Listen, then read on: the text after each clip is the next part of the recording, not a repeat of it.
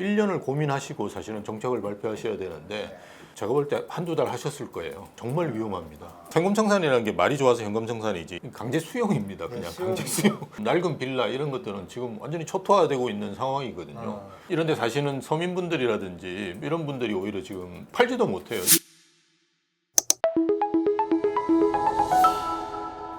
네, 안녕하십니까, 땅제꼬입니다.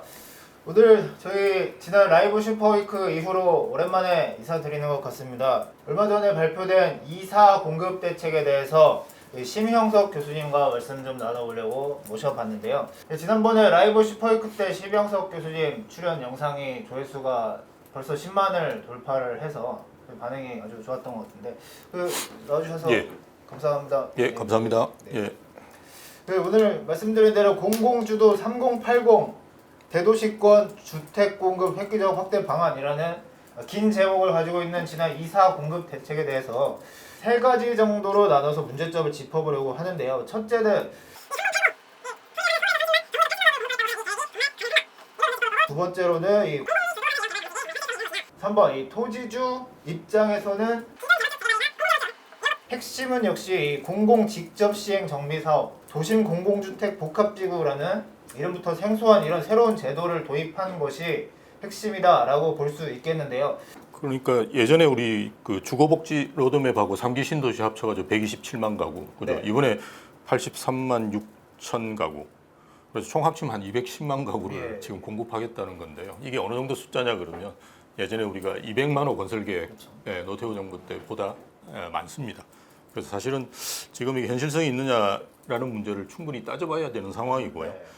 서울이 저는 핵심이라고 보고요. 서울에 이제 32만 호를 공급하겠다는 건데요. 그나마 제가 판단할 때는 좀 가능성이 있는 게 공공택지라고 봐요. 공공택지가 어떤지 봤더니만 대책에 5줄 있고요. 그렇죠. 별도로 발표하겠다. 하나도 발표된 그래서 택지는 없었어요. 서울은 제로. 그래서 서울에서 압도적이 많은 게 이제 정비 사업입니다. 이게 9만 3천 가구를 공급하겠다는 건데요.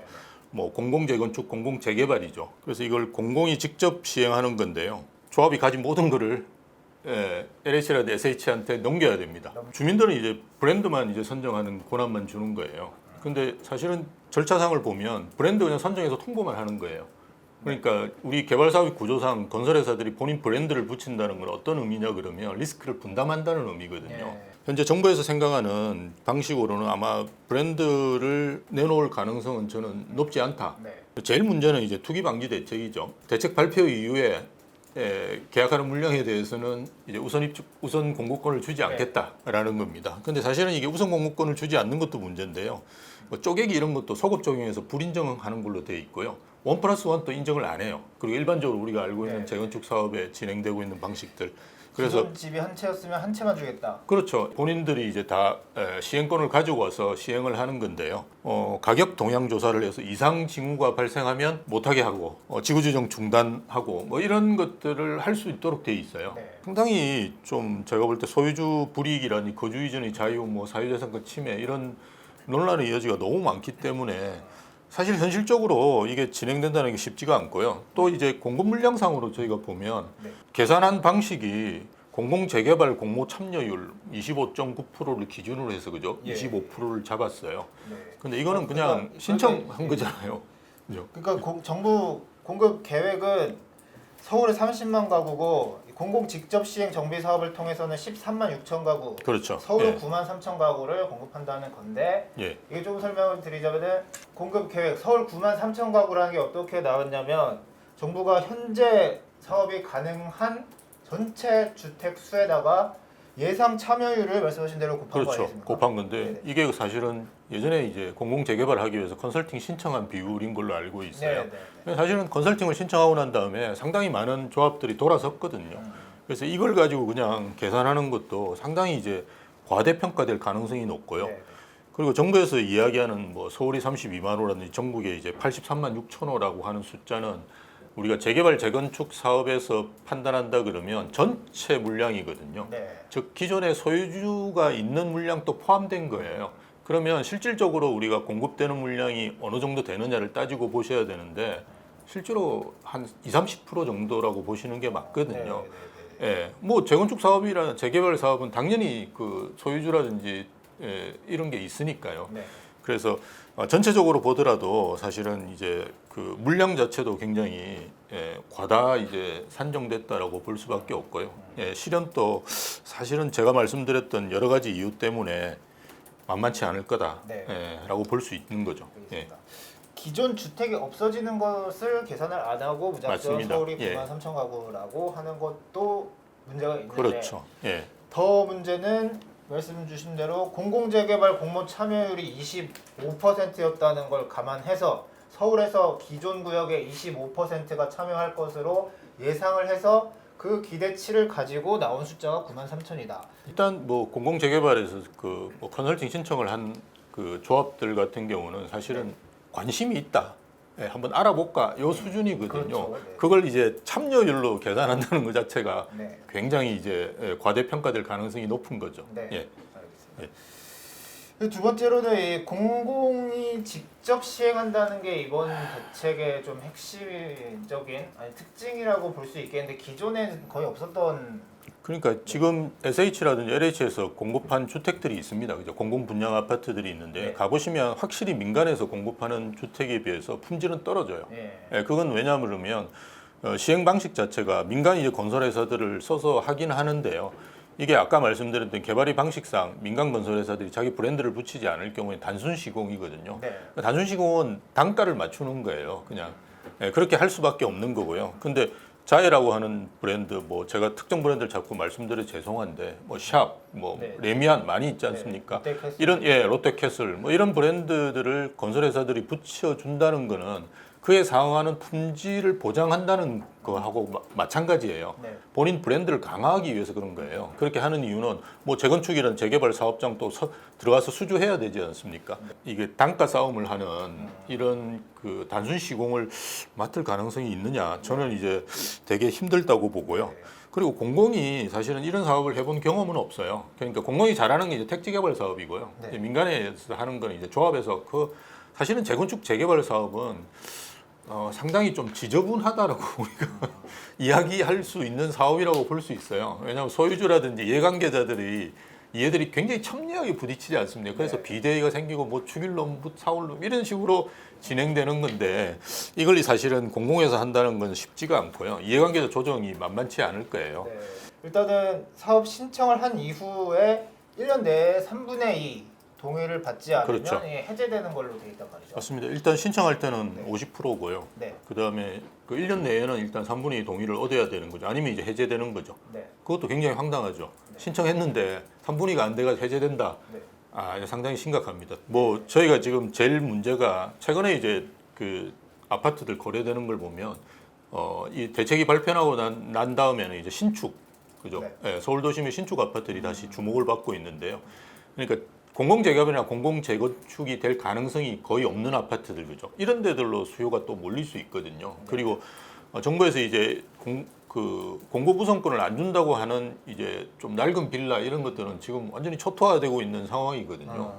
그러니까 이게 벌써부터 이제 저희가 사이드 이펙트라고 할 수 있는 부작용들이 상당히 많이 발생하고 있는 거죠. 네. 이를테면 그 좋은 아파트를 가지신 분들의 혜택이 보고 빌라라든지 그죠? 이런 데 사시는 서민분들이라든지 이런 분들이 오히려 지금 팔지도 못해요. 이게 사실은 사는 걸 이제 막아놨다는 거는 뭐냐 그러면 파는 거를 못하게 만들었다는 말이나 네, 마찬가지이지 사는 사람이 않습니까? 있어야 파는데. 그래서 이걸 이제는 따지고 볼 거예요. 이렇게 공공재개발이나 공공재건축을 하는 데 따르는 이익 그리고 제가 판단할 때는 안 하는 데 따른 이익도 굉장히 크다고 봐요. 그렇죠. 왜냐하면 안 하면 이제 거래도 잘 되고 뭐 민간에서 하면 오히려 훨씬 더 좋은 품질 좋은 아파트를 할 수 있다라고 기대가 있을 수 있죠. 그 두 개를 비교해 볼 건데 제가 볼 때는 공공재개발이나 공공재건축 쪽으로 기울어질 가능성은 상당히 낮지 않을까.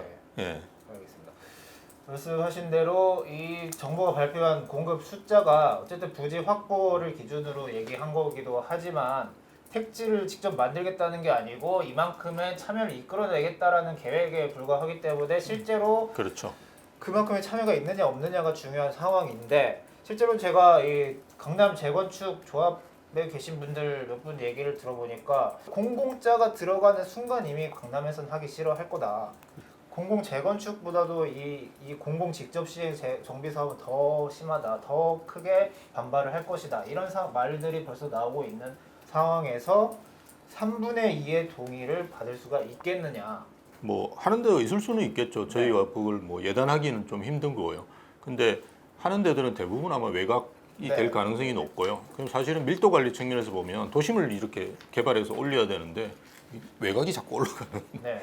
이런 문제가 또 생길 수 있겠죠. 그러면 조합원분들 입장에서는 그래도 시행을 했을 때 뭔가 이득이 있어야 이걸 할 텐데, 그 이득이라는 거를 정부가 어떻게 설명하고 있냐면 기존 재건축이나 정비 사업 대비 30% 초과 이익을 보장한다라고 얘기를 하고 있어요. 초과 이익 환수 부분에서, 왜냐면 초과 이익 환수제를 배제를 한다고 했기 때문에 이게 없어지는 것만 해도 이 기존 조합에서는 이득이 아니냐라고 생각을 할 수 있는데, 이 부분에 조금은 제가 봤을 때는 함정이 있는 것 같더라고요. 초과이익 환수를 배제한다고 해가지고 예컨대 지금 기존 정비 사업을 진행해서 초과이익이 5억이 나올 만한 단지였으면 이걸 배제함으로써 이 사람이 그 5억을 자기가 다 가져가는 게 아니고, 아니죠. 그게 30%겠죠. 네, 거기에 30%만 돌려준다는 거기 때문에. 맞습니다. 예. 정부에서 제시하는 거는 저번에 뭐 용적률 700%, 뭐 이번에도 뭐 이를테면 30% 그죠? 네. 이런 거는 상한선이라고 생각하시면 되고요. 상한선. 예. 상한선 잘 받으면 이제 그걸 받으시는 거고요. 네. 그다음에 이제 안 받으면 이제 못 받으면 이제 10% 받으시는 거죠. 근데 그거는 이제 정부의 계산으로 정해질 거예요. 그래서 우리가 재건축 초과 이익 부담금 같은 경우도 어느 시점에서 계산하느냐에 따라 상당히 차이가 다르거든요. 예, 그렇죠. 그래서 시점과 기준을 정부에서 정할 거예요. 네. 서울 같은 경우는 그냥 평균적으로 보면 우리가 가지고 있는 아파트가 10억이지 않습니까? 그죠? 네. 그리고 강남은 2, 30억인데 그걸 그냥 넘기고 정부의 처분대로 사실은 조합에서 따른다. 야, 이건 저는 사실은 네. 힘들 거라 상당히 어렵지 않을까라고 싶어요.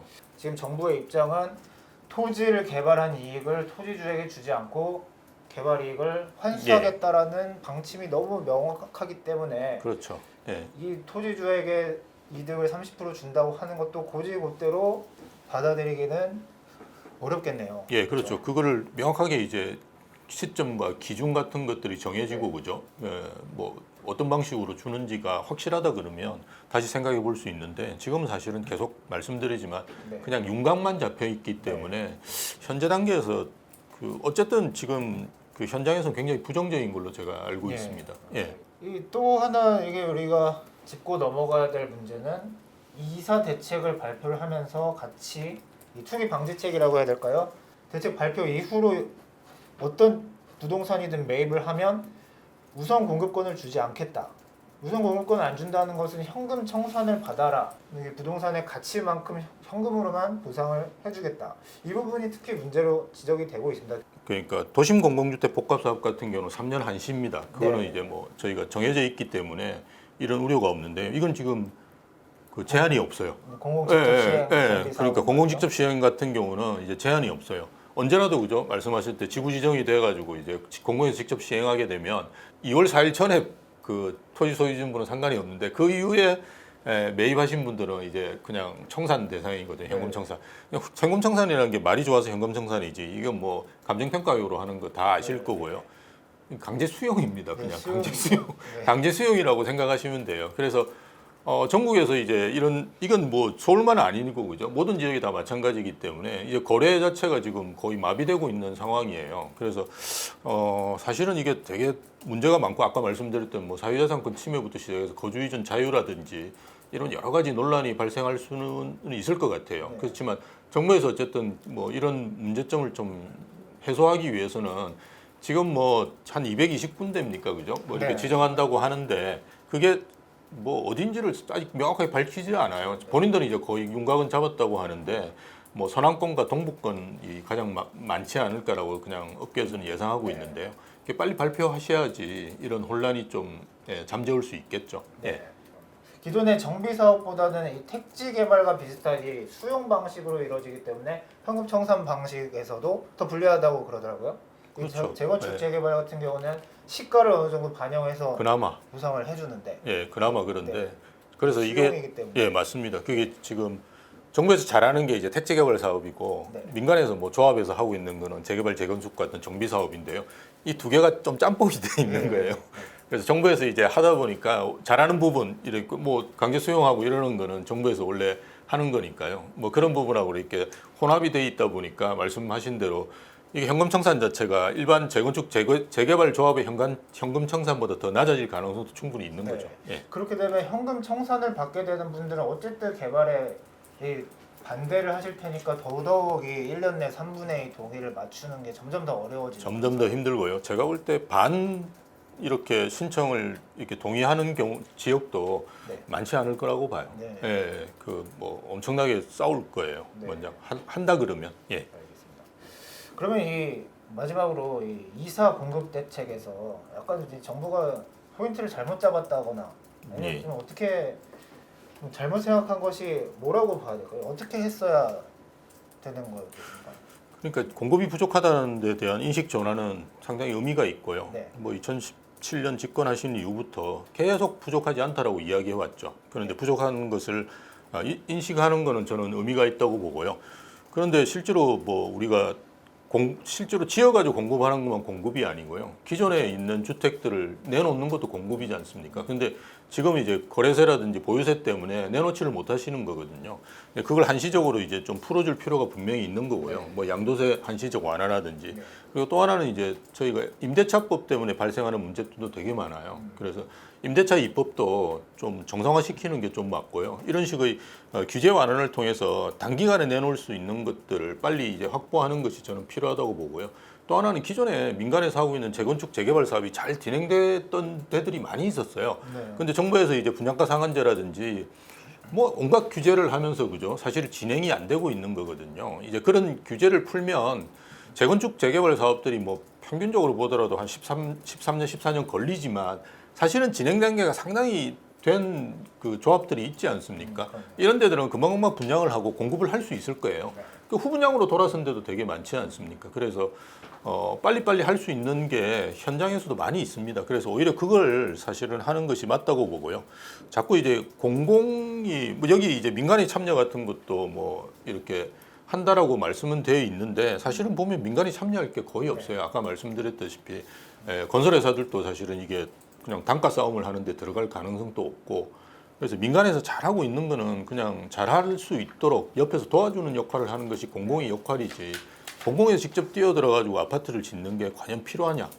실제로 공공에서는 더 진짜 그 저소득층이라든지 그죠 취약계층을 위한 주택을 공급하라고 LH나 SH가 있는 거거든요. 예, 그래서 그 본연의 역할들을 잘 수행하시는 게 저는 네. 좋을 것 같습니다. 예.